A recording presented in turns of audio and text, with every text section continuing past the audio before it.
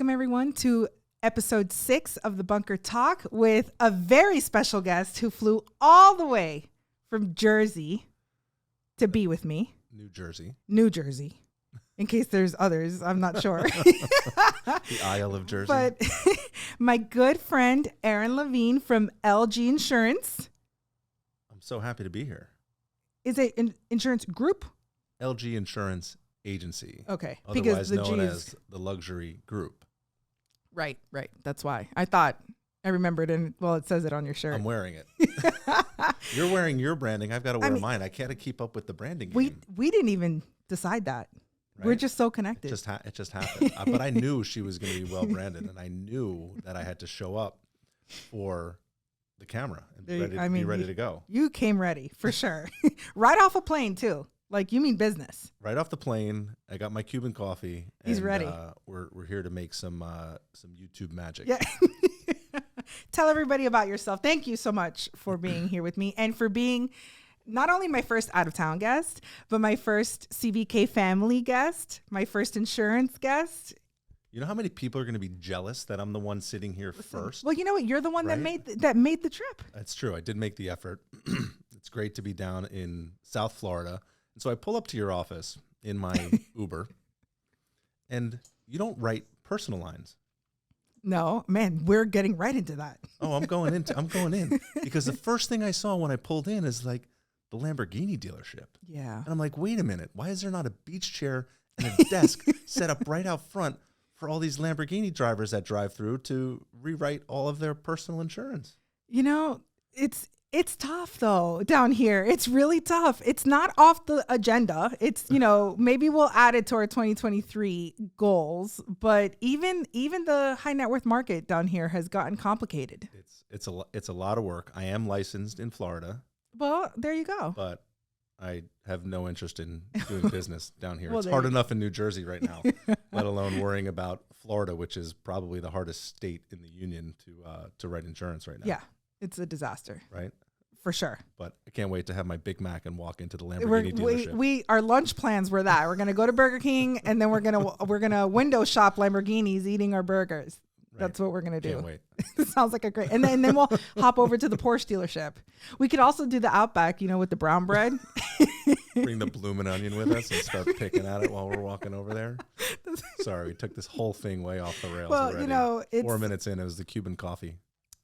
He wanted the Cuban coffee before, so that's what it came down. Here it comes. All right, so tell everybody about yourself. So obviously I know what you do, but give everyone some information about LG. So I started the business in 2007 with kind of incorporating and just starting and figuring out what I wanted to do. I was in graduate school, not really sure exactly which direction I wanted to go into. I was doing real estate. I was in grad school. I was doing insurance, and in 2009, after the real estate market kind of crashed, I'm like, all right, real estate sucks. I'm not making any money. So I decided that insurance would be the way that I wanted to kind of lead myself.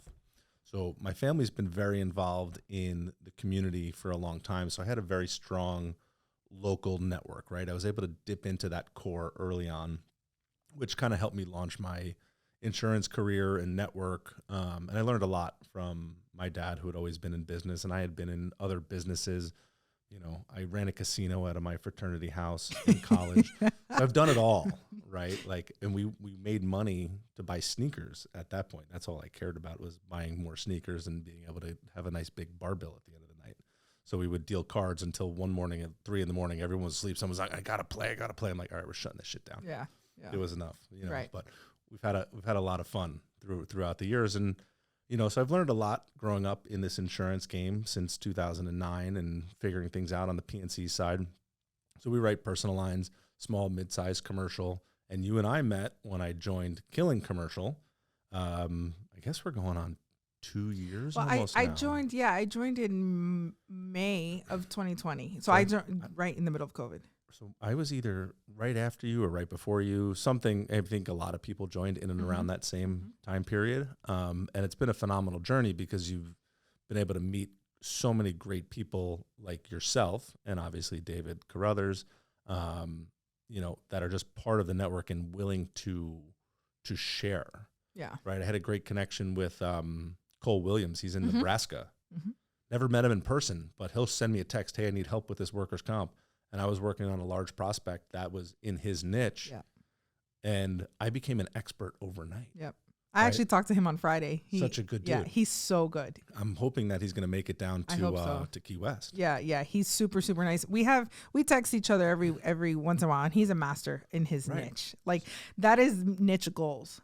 It really is. That is. He's really good at that. Steven Sedlak, really good at it. There's so many great people that we've been able to meet and network with through the Killing Commercial community. And this was not supposed to be a commercial for Killing Commercial, but it obviously always turns into that. Well, because, it's honestly, it's what David put out to build, and he's come through with his goal, right? Like, he this is what he planned it to be. And I think he does a really good job with vetting the members, right? It's not just anybody that's willing to write the check. You have to fit into the culture that has been built. Right.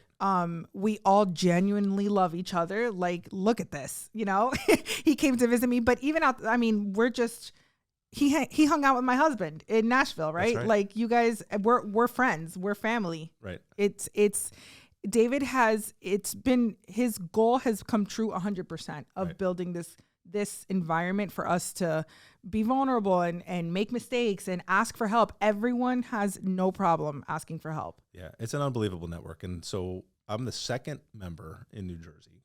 So New Jersey has two. It's myself and Hal Soden, Soden Agency. And so Hal and I have been good friends for a long time. And so when I was talking to David originally, he's like, New Jersey's already blocked off. You have to talk to so-and-so. I'm like, I know him very well. And why don't you talk to him first? And then, and Hal's like, yeah, sure, Aaron, no problem. That happened here too. We have the respect of one another that I'm not going after his business, and there's enough. There's enough. There's enough to go around. There's other agents that we can take out around us. Well, there's the same thing happened to us here. So my dad was kind of harassing David about us joining, and there, the spot was taken, and he reached out to Victor, and he was like, absolutely. Right. I mean, there's enough. Let her in. Yeah. There's enough. For sure. So what have you been working on? What I'm working on. I do. Yeah.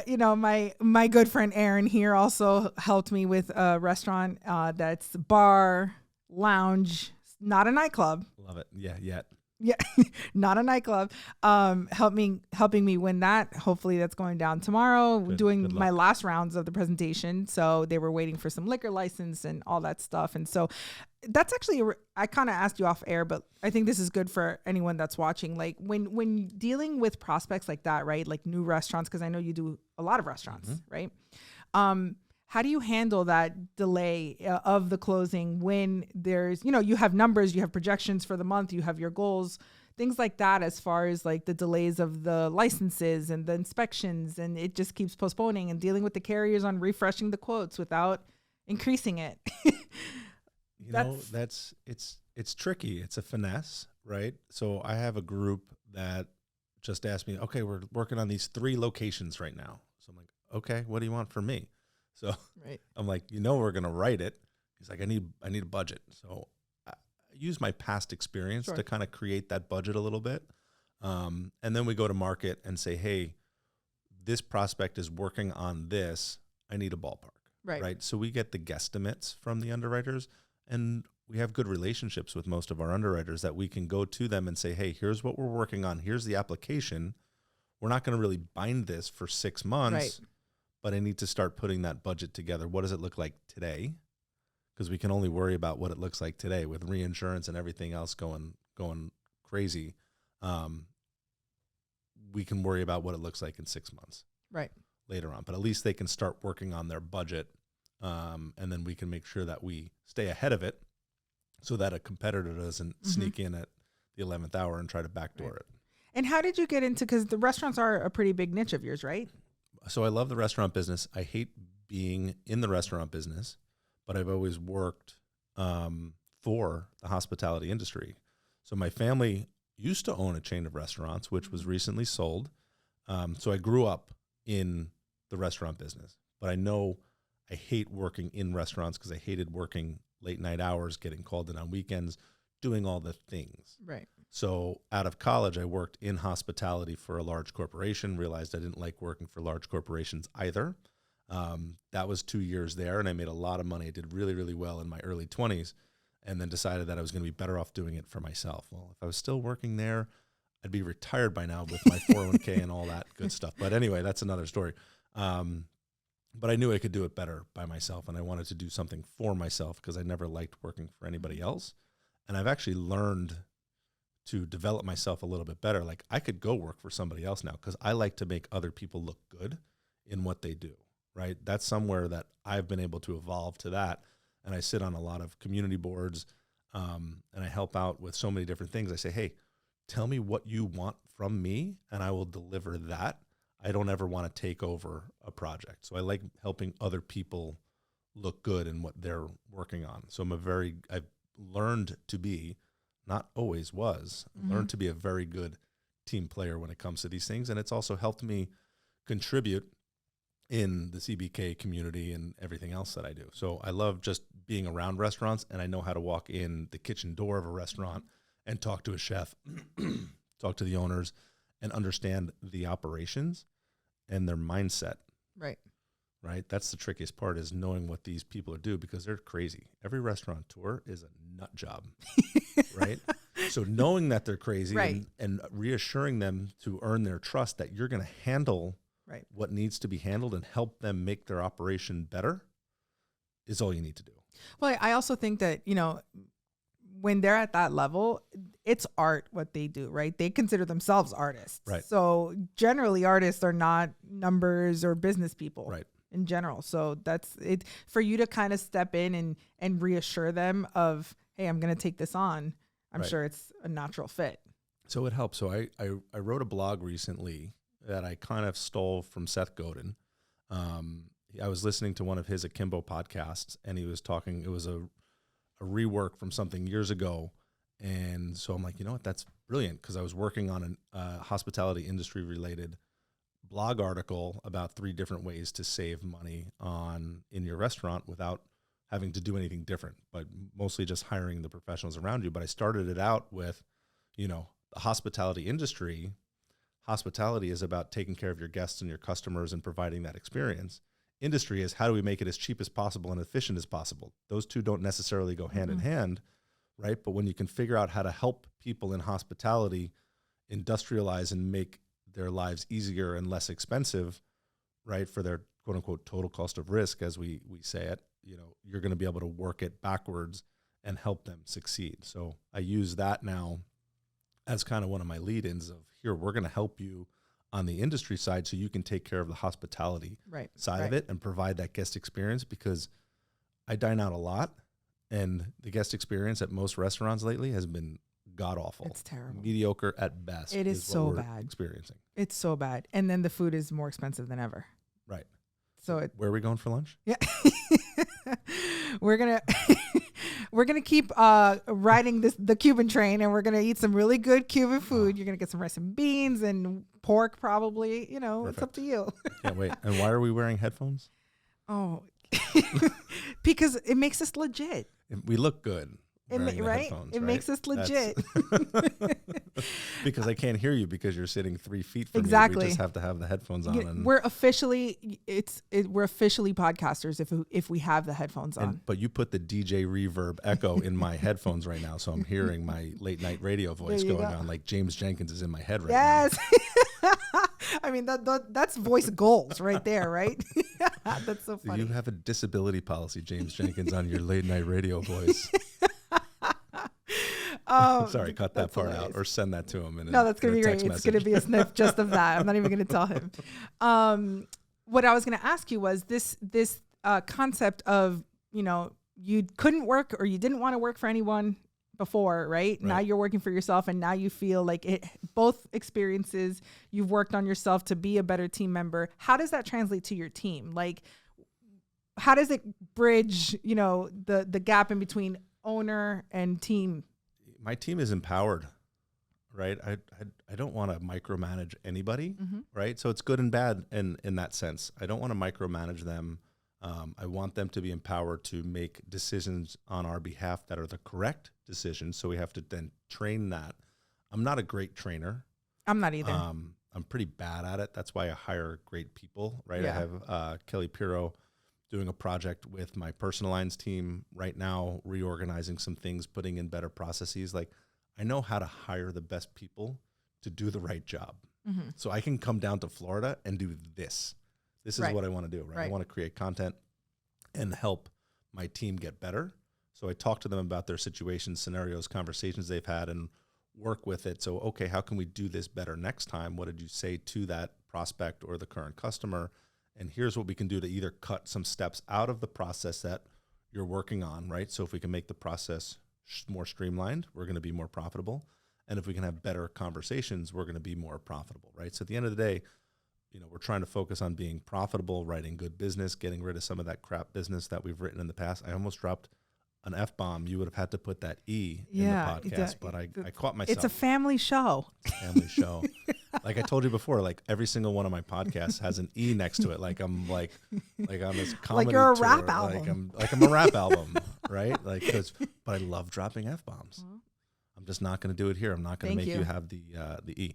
Anyway, I forgot. I was just totally forgot what I was talking about, but just empowering my employees to allow them to make decisions so that they can make sure that we're going to write profitable business. Because in the past, we wrote a lot of non-standard business, which was not good business, high claims, high turnover, large loss ratio, right? So we're trying to get away from that and continue to boost, right? I'm wearing the luxury group on my shirt. I love that Because name, by the way. We're really trying to, we like writing high net worth personal lines, and we like writing professionals and small to mid-sized businesses, right? So we want to focus towards being, in that space, but we also have to deliver an experience that warrants that. And if our processes are not dialed in, which they're not, we have our issues, right? Mm-hmm. We're just people. My only one rule is pick up the phone. Right. That's the only rule I have. If you don't call somebody back, I don't like you. Right. If you don't pick up the phone when somebody needs our assistance, I don't like you, because all we have that makes us better than any other insurance agent on the block is that we pick up the phone. Pick up the phone. And we're going to return phone Do you calls. guys have a phone tree? We have a phone tree. Mm. Yeah. So we have 5 different people that can pick up the phone. I have one person dedicated to the phones. That's her main role as an admin. Do you guys get any like pushback, or no? Your phone. customers are used to it. Your clients are used to the phone tree. They're used to it. Okay. And we're reorganizing some things, so we're trying to make it a little bit better on the customer experience side, right? So we want to build that customer experience to the best of our ability, which goes for any business, not just the insurance business. Well, that's why it's like it's the parallel in between what you bring to the restaurant and the hospitality industry. It makes sense how you can apply those things in your own agency as far as an elevated customer experience and making sure. And I agree with you. At the very least, nowadays it's unfortunate, but actually picking up the phone and calling someone back is considered a great customer experience. Like the waters have been so diluted with what people consider that. I mean, how many times do you get a quote request or someone call your office and says, well, no one will call me back. Right. I don't have a quote. I've waited 5 days. So it's like, it's in no other business would you survive. Right. If you did that, like, think about it. I mean, if someone is waiting an hour for their food, they're pissed off. I mean, people are waiting all the time for everything now, but we're trying to make ourselves better. Like, I know I'm good at insurance and helping people understand the products, the contracts that we sell. But at the same time, all I care about is making a phone call, returning a phone call, providing an expectation, and then meeting or exceeding that expectation. That's it. If we don't set an expectation, guess what? The customer's expectation is going to be a lot bigger than what we actually deliver on. Right. So it's so important. If you control it from the beginning, it's in your favor. You get to tell the narrative of the experience. That's exactly it. And you do a great job with that also. Right. And we're using some technologies to help us deliver that experience, because your phone's not ringing. I'm sitting here. I'm like, why is your phone not ringing? Because your customers are under control. Right. It's email. Well, that's also one of the things of why I don't do personal lines. Right. At least right now, all of my customers, they're business professionals. Right. They usually don't pick up the phone. They email. They email when they have an issue. And like, I check my email before I go to bed, when I write, when I wake up, so I can have my days free to do things like this and work on the business, right? Instead of just in it. I think I got to start over. So I want to ask you, because how long have you been open? How many I years? think for 14 years now, Okay. something like that. Yeah. 14 years. Give me what you would consider one of your hardest things that you had to overcome in the business, that you had to learn, or a piece of advice for me that I'm only 3 in. All right. So early on, it was 2011. We had a hurricane come through. Hurricane Irene came through. It didn't do much down here, but as it traveled up the coast, it hit New Jersey pretty hard, and then it traveled up through New England into Vermont, and then eventually died out in Canada. So it really came inland and caused a whole heck of a lot of flooding, right? So that storm was my biggest lesson because I didn't have much claims experience at that point, right? But everything was closed, right? The rivers are what really took a beating in that storm. And I had a client, a large restaurant at the time, get totally wiped out.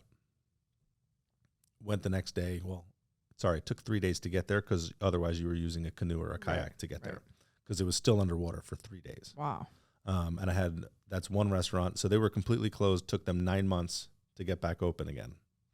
So I was there for the ribbon cutting, and I delivered them $500,000 in claim checks from the flood insurance, but no business interruption, because business interruption didn't really exist over the cause of loss flood.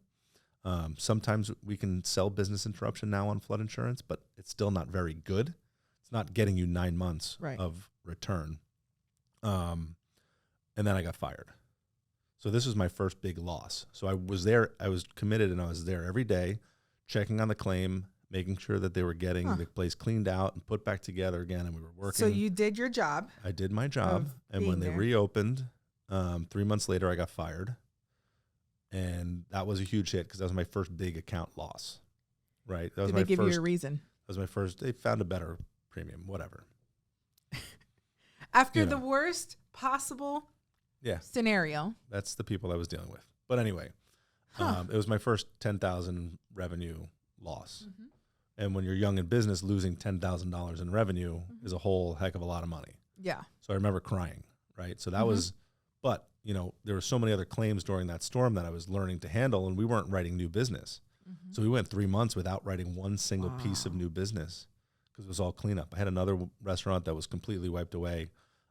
Never was able to reopen because the building was wiped away because it was waterfront, and the wave action just took the whole thing out. There was concrete piled up 10 feet high. Like, that's how strong the water is, right? So that storm was a huge lesson. But again, that same restaurant that fired me, Hurricane Sandy came through and wiped it out again. So they reopened for 3 months. I got fired. Hurricane Sandy came through and wiped them out again. So talk about a mess. And I'm like, thank God I'm not the agent. Yeah, right. At that point, you're just like, oh, thank God I got fired. I'm like, I don't care about the money anymore. I'm like, this is devastating.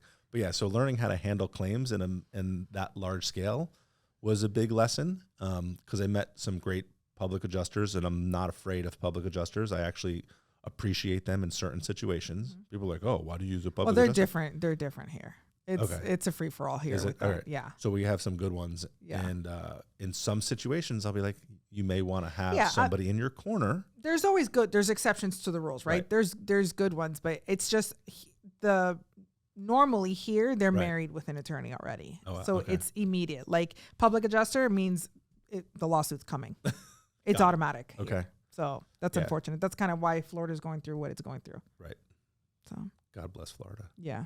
But yeah, so learning that claims experience was huge, but it's also, taught me how to get my business back up and running after a big storm, and it also taught you, right? Like the be resilient. And also, first of all, it has to be inspiring for you as a business owner to deal with business owners that also have lost it all and are rebuilding and didn't give up on their dreams or that's, I mean, it's a tragedy, but that's also inspiring to watch. But also, it makes you an expert on what we're selling. Right. You actually saw the promises that you deliver actually coming through or not. I hate claims, but I love claims, right? Because I like being able to help people and guide people appropriately. Right. Because I have enough experience now that when something happens, I can then, give you good advice on how the outcome is going to turn out.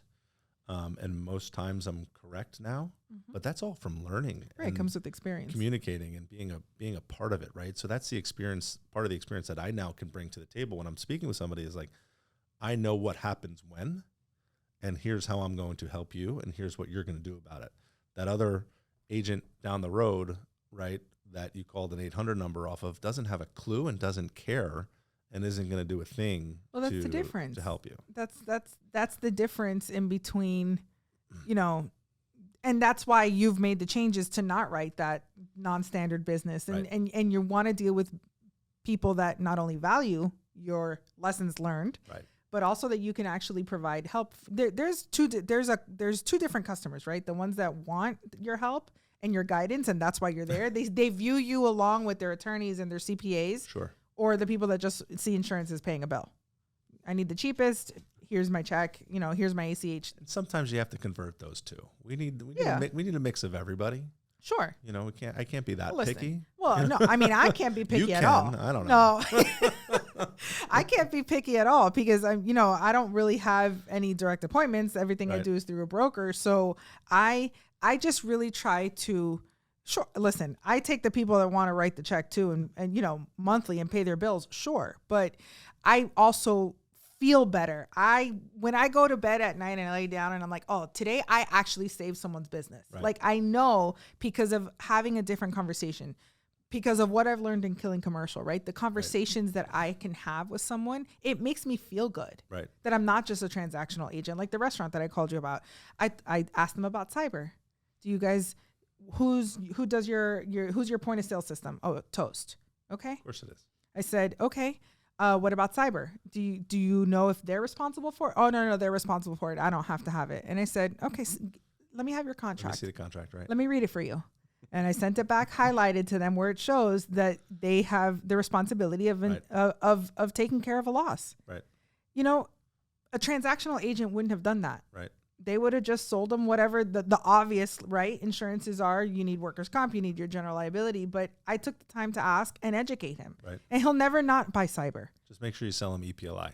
Oh, that too. I have that too. I also gave him the claim scenario that I had in my CIC class, which was actually in a restaurant. Okay. That it was a workers' comp claim that got denied because when they found the footage, a girl had gotten burned and they filed it under the workers' comp. But when they found the footage, it was because someone was sexually harassing her and she was pulling away. Oh, wow. And she her hand landed in like an oil pit. Oh. And she got really burned and it was an EPLI claim. So it stuck with me forever. Crazy. Forever. Immediately. All these insurance companies want to do is get out of paying claims. But you got to keep buying it. All right. You just have to know how to work it. So that made you a better agent. Got that. Yep. What about, give me your business advice. If for someone starting a business right now, what would you say was one of the best things you've learned from being an agency owner, a business owner? I'm bad at giving this advice. Why? I'm not good at it. Sure you are. I'm a ready, fire, aim kind of guy. Okay. But that's good. I like to jump off cliffs. Okay. Not literally, just figuratively. Yeah. One day I'd like to put a parachute on my back and go for it. But, I like to go for it. I have an idea. I like to vet it a little bit and then test it and see what happens. Right. So. Yeah, but that's great advice because how many times people get what is that called? Paralysis of analysis. Paralysis of yeah. I mean, you don't get that, then that's great. I mean, business owners, it could take them. Imagine with Killing Commercial, if you would have just sat back and said, "Oh man," like me. Yeah, David, I'm not writing a business plan. We're just going. But I had a producer at the time that I was trying to nurture, and I wanted him to go through that process and write the business plan, and he did not do a very good job with it. And I knew right then and there that things were not going to go the correct way, and he's no longer employed. But paralysis by analysis, it's tongue twisting. It is true, right? So if you have an idea, test it. Talk to people. Don't hide it, right? So, I don't hide anything. Well, what I was going to say is I think that you say it's just you just take the risk, but you're also just not afraid to fail. I'm not afraid. I failed so many times. And I fail a lot. Mm-hmm. Just ask my wife. But at the same time, testing your theories is important, mm-hmm. right? And so I have a side hustle right now that's netting me some good revenue, and I tested it, and it worked. There you go. And so now I have another offering to mm-hmm. my client base mm-hmm. to help them reduce their exposure on their credit card expenses without changing their merchant processing, right? So it's, hey, I can save you money. You don't have to change your credit card processing. I'm going to have somebody review all of your expenses for you to make sure your credit card charges are in line. And if we can save you money, then they make money. And guess what? I make a rip off the other side of it too. So I'm offering a service that I'm not doing anything for. Right. And it makes you. And they're not changing. So it makes and me it more makes valuable. you look, of course, you're bringing value to them automatically. Because insurance rates are only going up right now. You have to find other ways. We have to find other ways. So we're doing that. We're doing some payroll offerings, making sure workers' comp is tied in to pay as you go, and trying to find all those cash flow related opportunities, especially in hospitality where there's seasonalities and other cash flow related issues. We want to make sure that we're doing it. But I love for people not to say, oh, I have a great idea, but I can't tell you. It's so good. It's going to be the next thing. Okay, cool. Don't tell me. Don't tell anybody, because you're never going to get anywhere with it, right? Right. Like whenever I meet somebody that, talks so much and they never have anything to deliver because they just want to hide it, I know they have nothing. And, I'm one that will share any idea that I have, because the only way that I can get better with my ideas is to actually share my ideas and learn from other people that may have had the same idea, because we're not very unique. Like there's nothing really that special. Well, what is it? There's nothing new under the sun. It's just, it's the conversation. Right. It's this conversation, right? So I flew down to Florida to have a conversation with you, and I'm going to get so much out of this. And we had a 15-minute conversation on lights. Yeah. Right? Like, but how important it is that, the light behind you is your color. Right. That is to a T, right? Your color, your Pantone, whatever number it is, right? Like that's it. That's huge. I don't have that. Everyone's like, what's your color? I'm like, I don't know.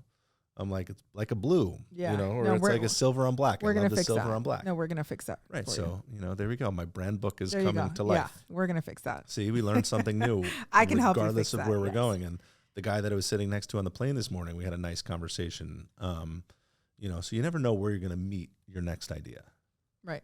I think that's honestly, I like that. Did you hear what I said? You never know where you're going to meet your next idea. I like that. No, it's good. TM.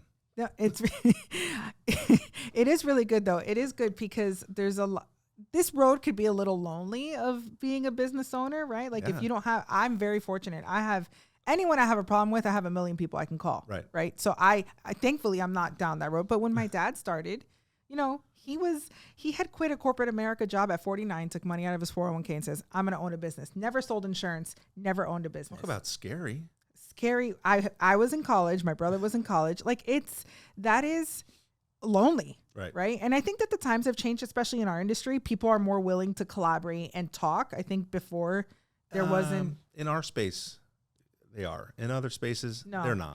They're not. So I think that is one of the advantages of even the space I've landed in and being in Killing Commercial and having all of you, support me. But I think that the paralysis by analysis is a thing. I always say it backwards. It's a thing. It really is, because if you can't make a decision, your business is not going to grow.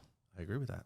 So it's kind of just like even with this podcast, right? I went to a convention in April to the Better Agency, and they asked Brandon Smith had asked who in the audience has a podcast, and there was about 300 people there. 11 people raised their hand. Wow. It wasn't that much. Like I thought that it would be more. Right. And my dad had been telling me, why did you get a podcast? And I'm like, well, what am I going to talk about? Why would I, he was like, get one. And when I came back, I said, you know what?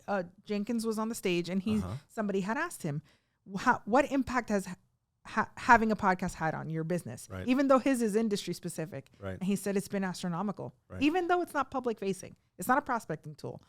So then I came back and I said, well, I'm going to do it. I asked him for a list of all his equipment, and I bought it all, and I ripped the Band-Aid. Imagine if I would have sat there and thought about it. Well, how many people that were there are still thinking about it? And not doing anything about it, right? So, and it's not perfect, right? But it's one of those things where it's like, I have to start, and it will improve as I go. We're 35 minutes in. Nobody's listening at this point. Just us.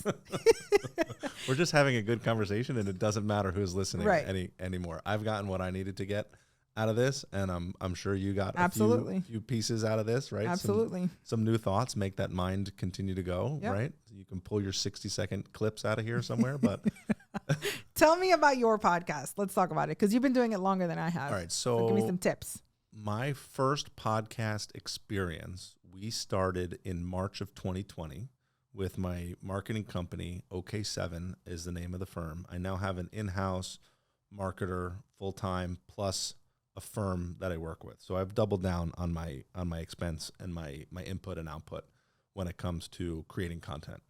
But in March of 2020, with my marketing company, when things were shutting down, we're like, hey, he had a podcast already. It was, what was it? I almost dropped another F-bomb. I saw it. It was so close. All right, at least you saw it come out of my mouth. And then but you you caught don't have to yourself. drop, I appreciate You don't have that. to put the E on there. What was it called? Totally Local Podcast was what it was called.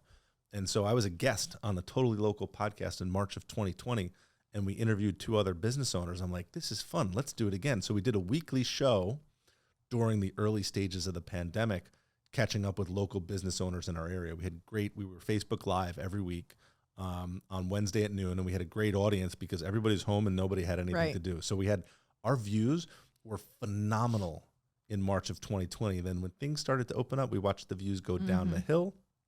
We kept doing it. We were going on site to bars and restaurants and different businesses and just recording video with business owners. And I was having a good time, and I was just a guest, but I was a guest that never left. Right.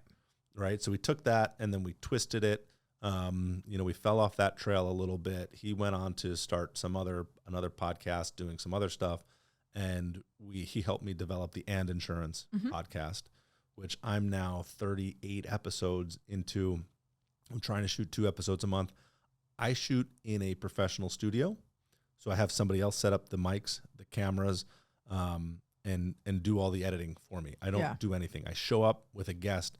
We talk for 25 minutes and I'm out the door, right? Sometimes I stay and hang out, but if they have a big black box studio, they have a podcast studio. We're actually doing a live event at the end of January where we're doing a branding and professional networking event where we're inviting people to then learn about building their elevator pitch and recording it while we're there during a networking event. So everybody's going to get to shoot 30 to 60 seconds and they'll leave with a video clip that they can then upload to social media. So I love helping other people find their voice, in front of a microphone and, behind a camera, in front of a camera. I forget which one is which. But I love doing that kind of stuff. So we're 35 episodes into And Insurance, and I interview professionals, business owners. It's a prospecting tool. It's an educational tool that I use. I just had a lawyer on last week, Eric Sarver. He's an employment lawyer. I was a guest on his show a month ago. He does a show called Employment Law Today, and we went an hour, and he had to cut it off. And so I'm like, all right, good. Finish it on yours. Right. We finished it on mine. So we did an hour and a half on employment law, employment practices, liability insurance, being proactive about getting your stuff in order, right, with your contracts and manuals and all that, all those things, right? So I love the back and forth that comes from it. And it's a prospecting tool. And it's real value that businesses need. Right. That, if you're new into business, you don't know where to start. Sure. So not only are you offering, obviously, solutions to whatever requirements they have with their insurance, but they are going to watch those episodes and actually learn and be better business people. So you know what? My advice to a new business owner, start a podcast. Document and diary every week on what you've learned, the challenges, how you're building, what's going on. How cool would that be if somebody was documenting their journey every step, to start a new business of who did you meet with, how did you do it, what kind of revenue did you earn, right? That would be kind of fun. That is a great idea. Right? And then after a year, you could then... It's like the chronicles of your business and it's documented and people will learn. I think that... Didn't Tom Hanks go to space or something and document everything? Who was it? Mark Wahlberg? I don't know. One of them had a video thing on every day for Mars or something. I don't know. The Martian? I don't know. But there's no reason why we couldn't do that. Even though we're up and running, it's still a year of documenting growth and challenges. Don't challenge me to do that. I'm not doing it. I don't know. What if it's not my dirty 130. Not happening. Ooh, dirty 130. Did you start your dirty 130? I started, but did you fail? I failed, but I haven't given up. Okay, then it's not a failure. No, but it's a hiatus. I never started. Okay, well, you still have time to start. You have to start before Key West. I shoot video every day anyway. Yeah, my video is not every day. No, I'm really bad with the video, and I do have my. But you can turn this 42 minutes into 42. That's exactly videos. what I do. That's what I do. I use my guest No, episodes you're and good. cut that out, but I'm not doing like my one-on-one, my insurance related stuff, like 3 reasons why your business needs cyber, like those things. Right. All right. So what are the 3 reasons your business needs cyber? Business email compromise, wire transfer fraud, and your reputation. I like the reputation one. Mm-hmm. That's important. It is important because we're not Target. Every business owner has an ego. And people aren't going to come back to us. Like, Right. I mean, I ran to Target and I was like, oh, breached. Okay. I mean, I still need to go to Target. Right. The majority of America did that. We don't get that grace being small businesses. That's true. So how is anyone going to come back? Protect your cyber. Yes. Yes. You're like, no, he's going to say it. No. We've made it 40. No, you're good. You're good. I could tell. Share with me some of your 2023. What do you got on the list? What are your top 2 things you're gonna, as an agency, podcast, whatever? So, I want to be a better guest on more podcasts, right? So one of Abby's jobs is to get me more guest spots on bigger shows, right? Mm-hmm. So I want to be able to share. Do I want a big stage like you're going to be on in April? No, not really. But I want to be behind the microphone with some cool people and then be able to return the favor on my show, right? Mm-hmm. So I want to get the diversity of guests and opportunities to be a guest to be a little bit broadened. So, and that's a full-time job. Yeah. Right. Finding opportunities to be a guest is huge. So I want to do a lot more of that. And that's great that you have help on the booking because I'm doing it all right now. Like the booking and you'll be I'm right. excited. You'll be right there soon enough. Right. So as soon as you have that in the budget, you can then add it and then it's going to take you to a whole nother level because you're also in the public speaking game where, you may be able to book more opportunities for good revenue. Right. I know you're making so much money going to Arizona in April. Oh my God. Yeah. But I mean, I'm the mini Shark Tank. You're sharing a stage with Damon John. I can't believe I hope I get to take a picture with him. I hope so too. I hope so. That's worth your fee, your airfare right there, right? I hope I get to take a picture with him. Hang it in the office. I can't believe it. That'll be so cool. What a great opportunity. So I want to do that, and then I really want to rework all the processes in the office. So right now we're working on the personal line side.